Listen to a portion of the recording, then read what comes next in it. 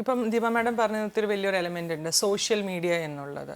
നമ്മൾക്ക് വീട്ടിൽ കിട്ടേണ്ടതോ നമ്മളായിരിക്കുന്ന ചുറ്റുപാടിൽ കിട്ടേണ്ട എന്തൊക്കെയോ കിട്ടാതെ പോവുകയും അത് എനിക്കൊരു വെർച്വൽ ലോകത്തുനിന്ന് കിട്ടുമെന്നുള്ള പ്രതീക്ഷയിൽ അവിടേക്ക് എത്തിപ്പെടുകയും അവിടെ നിന്ന് വിക്റ്റിം ആകുന്നു. അതിന് റിവെഞ്ചിൻ്റെ ഭാഗമായിട്ട് ക്രൈമിലേക്ക് വരുന്നു.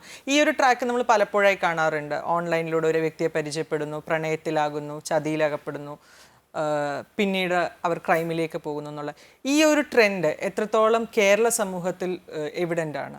എനിക്കൊന്ന് മാക്സിമം ഈ മൊബൈൽ യൂസേജ് കേരളത്തിൽ തന്നെയാണ് ഏറ്റവും കൂടുതലുള്ളത്.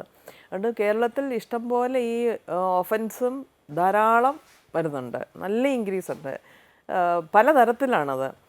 അത് ഈവൻ മേർഡർ വരെ ത്രൂ ഈ മൊബൈൽ വഴി കമ്പ്യൂട്ടർ വഴി മർഡറിലേക്ക് ലീഡ് ചെയ്യുന്ന പല കേസുകളും ഇപ്പം വന്നിട്ടുണ്ട്.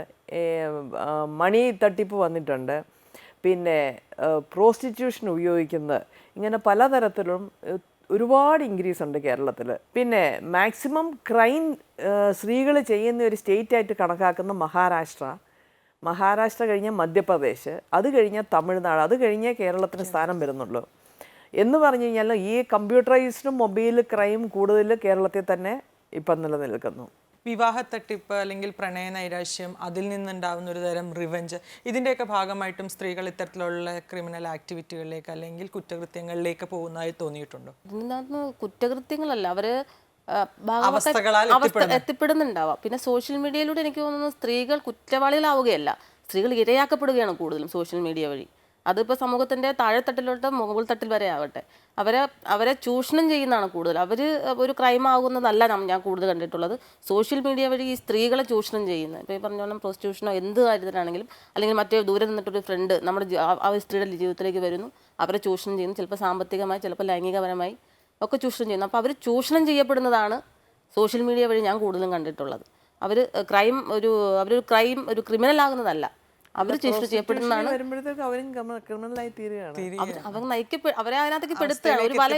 ഒരു വലയുണ്ട് സോഷ്യൽ മീഡിയയിൽ. അവരെ ആ ഒരു വലയിലേക്ക് വലിച്ച് എടുക്കുകയാണ്, അവരത് പെട്ടുപോവുകയാണ്. അത് ഞാൻ പറഞ്ഞ ഇപ്പോൾ പറഞ്ഞ എല്ലാ കാര്യങ്ങളും, എൻ്റെ സൈക്കോളജിക്കൽ ഇൻസെക്യൂരിറ്റി ഫീലിംഗ്, ഡിപ്രഷൻ, ഇതെല്ലാം. അങ്ങനെ സ്ത്രീ എന്ന് പറയുന്ന ആത്യന്തികമായി കരുതലും സ്നേഹവും കൂടുതൽ ആഗ്രഹിക്കുന്നതാണ്. ആ കരുതലിൽ അവരാഗ്രഹിക്കുന്ന തരത്തിൻ്റെ പകുതി പോലും കുടുംബത്തിൽ ഭർത്താവിൽ നിന്നാണെങ്കിലും കിട്ടുന്നില്ല എന്നുള്ളതാണ് വാസ്തവം. കമ്മീഷന് മുമ്പിൽ വരുന്ന കേസുകളെല്ലാം പരിശോധിക്കുമ്പോൾ അത് മനസ്സിലാകുന്ന ഒരു ചിത്രമാണ്, അത് ഒരു നഗ്നമായ സത്യമാണ്. ഈ ആഗ്രഹങ്ങളെല്ലാം ഉള്ളിൽ ഒതുക്കി കഴിയുന്ന ഒരു സ്ത്രീയുടെ, അല്ലെങ്കിൽ ഒരു അവകാശം നിഷേധിച്ചു പോകുന്ന ഒരു സ്ത്രീയുടെ അവകാശത്തിനുള്ള ഒരു എളുപ്പ വഴിയോ അല്ലെങ്കിൽ ഒരു റിവെഞ്ചോ എല്ലാം ഒക്കെ ആയിട്ട് നമുക്ക് ഈ ക്രൈമിലേക്കുള്ള യാത്രയെ ചിത്രീകരിക്കാൻ സാധിക്കുമോ?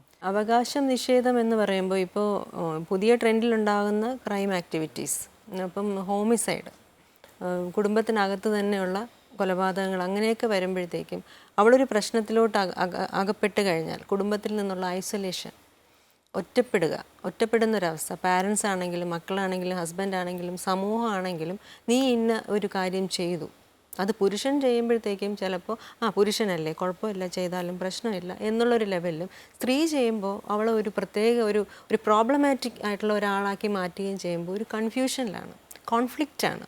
അപ്പോൾ ആ കോൺഫ്ലിക്റ്റിൽ നിന്നും എങ്ങനെ കരകയറാം എന്നുള്ള ഒരു, എല്ലാത്തിനും രണ്ട് വശങ്ങളുണ്ട്. അങ്ങനെ ഒരു വശമുണ്ട്.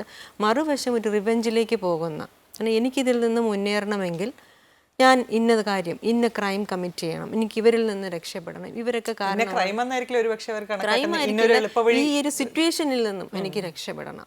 അപ്പോൾ അതിന് വേണ്ടിയിട്ട് എന്തൊക്കെ ചെയ്യാം എന്നുള്ള തരത്തിലാണ് ചിലത് പ്ലാൻഡ് ഒന്നുമല്ല, അറിയാതെ സംഭവിച്ചു പോകുന്ന ചില കാര്യങ്ങളുണ്ട്, ചിലത് പ്ലാൻഡ് ആണ്. എൻ്റെ ആഗ്രഹങ്ങൾ, ഇപ്പോൾ ഇഷ്ടങ്ങളും ആഗ്രഹങ്ങളും, നമ്മൾ പിന്നെ ബുദ്ധൻ പറഞ്ഞതുപോലെ ആഗ്രഹങ്ങൾ, ആശയ നിരാശ, നമ്മുടെ ആഗ്രഹങ്ങളാണ് ഏറ്റവും അധികം നമ്മളെ ദുഃഖത്തിലേക്ക് എത്തിക്കുന്നത്. അപ്പോൾ ആ ആഗ്രഹങ്ങൾ, എനിക്കത് നേടണം, അതെനിക്ക് വേണം, എൻ്റേതാക്കണം എന്നുള്ളൊരു ചിന്തയിലേക്ക് വരുന്ന ആ ഒരു തലത്തിലും ഇത്തരത്തിലുള്ള കുറ്റകൃത്യങ്ങൾ കൂടി വരുന്നുണ്ട്. മാഡം നേരത്തെ പറഞ്ഞൊരു വസ്തുതയുണ്ട്, മഹാരാഷ്ട്രയിലാണ് ഏറ്റവും കൂടുതൽ സ്ത്രീകൾ ക്രിമിനൽ ആക്ടിവിറ്റികൾ രേഖപ്പെടുത്തിയിട്ടുള്ളത് എന്നുള്ള. പൊതുവിൽ സ്ത്രീകൾ പങ്കാളികളായിട്ടുള്ള ഇത്തരത്തിലുള്ള കുറ്റകൃത്യങ്ങളുടെ ഒരു സ്വഭാവം എങ്ങനെയാണ്? എത്രത്തോളം ഗ്രേവ് ആയിട്ടുള്ള ഇഷ്യൂസിലാണ് സ്ത്രീകൾ ചെന്നെത്താറുള്ളത്? അല്ല, നോർമലി ഫ്രോഡ്, മണി തട്ടിപ്പ്, ഇങ്ങനെയുള്ള കാര്യങ്ങളാണ് സ്ത്രീകൾ ജനറലായിട്ട് ഇൻവോൾവ് ചെയ്യുന്നത്.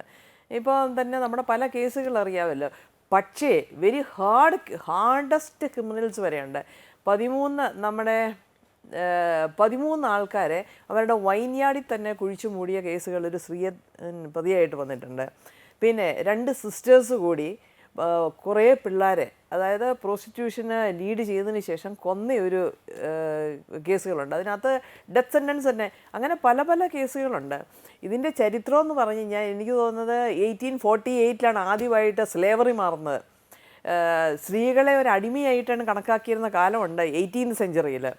ആ അടിമത്വം മാറി ആ സമയത്തെന്ന് പറഞ്ഞാൽ സ്ത്രീകൾക്ക് യാതൊരു അവകാശം, വോട്ടവകാശമില്ല. വോട്ടവകാശം കിട്ടുന്നത് 1920 1920 ഫസ്റ്റ് ലേഡീസിന് അമേരിക്കയിലാണ് വോട്ടവകാശം കിട്ടുന്നത്. അപ്പോൾ സ്ത്രീകൾ എന്ന് പറഞ്ഞു കഴിഞ്ഞാൽ ഒരു ഫാമിലി വളർത്തുക, കുടുംബം നോക്കുക, അതിൻ്റെ അപ്പുറത്തെ യാതൊന്നും ഒരു അവകാശം സ്ത്രീക്ക് കൊടുത്തിരുന്നില്ല. Foundation stone of the house. അതുകൊണ്ട് അവർക്ക് അതിൻ്റേതായ റെസ്പെക്റ്റും ഉണ്ട്. പക്ഷേ 1980 feminism and liberalisation and equality in society, economics എല്ലാത്തിലും ഈക്വാലിറ്റി വേണമെന്നും പറഞ്ഞുകൊണ്ട് 1980, അതായത് 80 നമ്മുടെ കേരളത്തെ നോക്കിക്കഴിഞ്ഞാൽ കേരളത്തിന് പുറത്ത് ആൾക്കാർ പലതരത്തിലും ഈവൻ വണ്ടി ഓടിക്കുന്നത് ഇതൊക്കെ നോക്കിക്കഴിഞ്ഞ് കഴിഞ്ഞാൽ നമ്മുടെ കേരളത്തിൽ വളരെ സ്ലോ ആയിട്ടാണ് വന്നത്. ആ സമയത്ത് 80ക്ക് മുമ്പിലെ നോക്കിക്കഴിഞ്ഞാൽ ഒരു സ്ത്രീ വണ്ടി ഓടിച്ചു കഴിഞ്ഞാൽ അത് ക്രൈം, അവൾ ചെയ്യുന്ന എന്തോ തെറ്റാണെന്നുള്ള ഒരു കൺസെപ്റ്റിലേക്കായിരുന്നു. അതുകൊണ്ട് ഇപ്പം ഈ ഡെവലപ്മെൻറ്റിൻ്റെ ഭാഗമായിട്ടും കൂടുതൽ സോഷ്യൽ മീഡിയയുടെ ഭാഗമായിട്ടും ഈ ചെയ്യുന്ന ക്രൈമിനെ ഒക്കെ കൂടുതൽ പുറത്തേക്ക് വരുന്നു. പണ്ട് കാലത്ത് ക്രൈം ഇല്ലെന്നല്ല ഇന്നുണ്ട്, പക്ഷേ കാണാതെയും അറിയപ്പെടാതെയും പിന്നെ ഒരു സ്ത്രീ എന്തെങ്കിലും ചെയ്താൽ ഒന്നെങ്കിൽ മറച്ചു വെച്ച് അതിനെ അവിടെ തന്നെ വീടിനകത്ത് തന്നെ ഇല്ലെന്നാക്കി തീർക്കുക, പുറത്തേക്ക് വിടാതിരിക്കുക. അങ്ങനെയൊക്കെയുള്ളൊരു സാഹചര്യത്തിൽ നിന്ന് ഇപ്പം മാറിയിട്ടുണ്ട്. എന്ത് വന്നു കഴിഞ്ഞാലും സ്ത്രീ ആണെങ്കിലും പുരുഷനാണെങ്കിലും ഇമ്മീഡിയറ്റ്ലി മീഡിയ ഇടപെടുന്നു, വിസിബിലിറ്റി കൂടുന്നു, എല്ലാവരും അറിയപ്പെടുന്നു. അതുകൊണ്ടാണ് ഒളിച്ചു വെക്കാൻ പറ്റാതെ വരുമ്പം കൂടുതൽ ക്രൈം ഇത് ചെയ്യാത്തതൊന്നും നേരത്തെ ഉണ്ടായിരുന്നു. പണ്ട് കാലത്ത് ഒരു പക്ഷെ നമ്മൾ മാധ്യമങ്ങൾ ശ്രദ്ധിച്ചാൽ കണ്ടിരുന്നത് വ്യാജവാറ്റ് അല്ലെങ്കിൽ പോക്കറ്റടി, മാല തട്ടിപ്പ്, ഇത്തരത്തിലുള്ള കേസസ് ആയിരുന്നു. പോക്കറ്റടിയും വാറ്റും അന്നും ഇന്നും പോലെ ഇഷ്ടം പോലെയുണ്ട്. അപ്പോൾ സ്ത്രീകളായിരുന്നു നല്ലൊരു എമൗണ്ട് വാറ്റിനകത്ത് ഉൾപ്പെട്ടുകൊണ്ടിരുന്നത്. ഇപ്പോൾ ആ സാഹചര്യം മാറി. സ്ത്രീകൾ കുറേ കൂടെ എലൈറ്റ് ക്രൈം ചെയ്യാനായിട്ട് ഇപ്പം വരുന്നുണ്ട്. സ്ത്രീകളും കുറ്റകൃത്യങ്ങളും, സ്ത്രീകളിൽ വളർന്നു വരുന്ന കുറ്റവാസന, ഈ വിഷയത്തെക്കുറിച്ച് നമ്മളോട് സംസാരിക്കാൻ ചില പ്രമുഖർ എത്തിയിട്ടുണ്ട്. അവരുടെ വാക്കുകളിലേക്ക്. സ്വന്തം സുഖത്തിന് വേണ്ടി, തനിക്ക് കൂടുതൽ പൈസ ഉണ്ടാക്കാൻ വേണ്ടി, തനിക്ക് കൂടുതൽ സുഖങ്ങൾ കിട്ടാൻ വേണ്ടി ഒക്കെ തന്നെ ക്രൈം എന്ത് ചെയ്യാം എന്നുള്ളൊരു മാനസികാവസ്ഥയിലേക്ക് സ്ത്രീകൾ എത്തിച്ചേരുന്നുണ്ടോ എന്നുള്ളത് നമ്മളെയൊക്കെ സംബന്ധിച്ചിടത്തോളം മനസ്സിന് വളരെ വിഷമമുണ്ടാക്കുന്നൊരു കാര്യമാണ്. ഒരു കാലഘട്ടത്തിന് മുമ്പ് വരെ നമുക്കൊരു പക്ഷേ അങ്ങനെ കാണാനേ പറ്റുമായിരുന്നില്ല. വളരെ കുറച്ച് ഈ തിരുവനന്തപുരത്തെ ജയിലിൽ തന്നെ നമ്മൾ പോകുമ്പോൾ പണ്ട് കണ്ടിട്ടുള്ള ഒരുപാട് പേര് പിന്നെ കൊലപാതക കുറ്റത്തിനാണൊക്കെ ചാർജ് ചെയ്തിരിക്കുന്നതെന്ന് നോക്കുമ്പോൾ അത് സ്വന്തം കുഞ്ഞിനെയും എടുത്ത് കിണറ്റി ചാടി, കുഞ്ഞ് മരിച്ചു താൻ മരിച്ചില്ല, അങ്ങനെയുള്ള അമ്മമാരെയൊക്കെയാണ് അവിടെ നമ്മളന്ന് കൂടുതൽ കണ്ടിരുന്നത്. അവർ ഒരു ക്രൈം ചെയ്യാനുള്ള മാനസികാവസ്ഥയിലല്ല അത് ചെയ്തത്. അതവർ ചെയ്തത് ജീവിത നൈരാശ്യം കൊണ്ട് ഇനി ജീവിക്കാൻ കഴിയില്ല, ഞാൻ മരിച്ചു കഴിഞ്ഞാൽ എൻ്റെ കുഞ്ഞ് ബാക്കിയായാൽ അത് കൂടുതൽ ദുരിതം അനുഭവിക്കും എന്നുള്ളത് കൊണ്ട് കുഞ്ഞിനെയും കൊണ്ടെടുത്ത് ചാടി, അങ്ങനെയുള്ള അമ്മമാരെയൊക്കെയാണ് നമ്മളവിടെ കുറ്റം ചെയ്തവരായി ഇവിടുത്തെ ജയിലിൽ കണ്ടുകൊണ്ടിരുന്നത്. ഇപ്പം അങ്ങനെയല്ലല്ലോ. ഇപ്പം എല്ലാ തരത്തിലുള്ള ക്രൈമിനകത്തും സ്ത്രീകൾ ഇടപെടുന്നതായിട്ട് നമ്മൾ കാണുന്നു. അതിന് പരപ്രേരണ ഉള്ള കേസുകളാണ് അധികവും എന്ന് എനിക്ക് തോന്നുന്നു. ഞാൻ അതിനെപ്പറ്റി ശ്രദ്ധിക്കുമ്പോഴേ, കാരണം നമ്മുടെ അവിടെ കൗൺസിലിങ്ങിന് വരുന്ന കേസുകളാണെങ്കിലും അതേപോലെ തന്നെ കുടുംബ പ്രശ്നമൊക്കെ ആയിട്ട് വരുന്ന ഒരുപാട് പേർക്ക് അഭയം കൊടുക്കുന്നൊരു സ്ഥാപനമാണ് നമ്മൾ. അപ്പോൾ ആ കുടുംബ പ്രശ്നങ്ങളുടെ പുറകിലും പലയിടത്തും പലതരത്തിലുള്ള ക്രൈം നടക്കുന്നുണ്ട്. അപ്പോൾ അന്നേരമൊക്കെ തന്നെ അവരുടെ ഒരു മാനസികാവസ്ഥ വാസ്തവത്തിൽ ചിലർക്ക് ട്രീറ്റ്മെൻറ്റ് ആവശ്യമുള്ള സ്ഥിതി, ചിലർക്ക് കൗൺസിലിംഗ് ആവശ്യമുള്ള സ്ഥിതിയാണ്.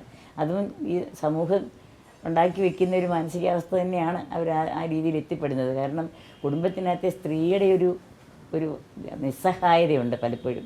അവിടെ വരുമ്പോഴാണ് അവരെ കുടുംബത്തിനകത്തുള്ള ക്രൈം കൂടുതൽ നടക്കുന്നത്. കുടുംബത്തിന് പുറത്ത് ഞാൻ നേരത്തെ പറഞ്ഞ പോലെ എൻ്റെ ഒരു ഇതിൽ സ്ത്രീകൾ ഒറ്റയ്ക്കല്ല, ഒരു ടീം എന്നുള്ള നിലയ്ക്ക് ആസൂത്രണം ചെയ്ത് പിന്നെ പുരുഷന്മാരും സ്ത്രീകളും ഒക്കെ കൂടെ ആസൂത്രണം ചെയ്ത് നടക്കുന്ന ക്രൈമിലാണ് കൂടുതൽ സ്ത്രീകൾ പെടുന്നത്.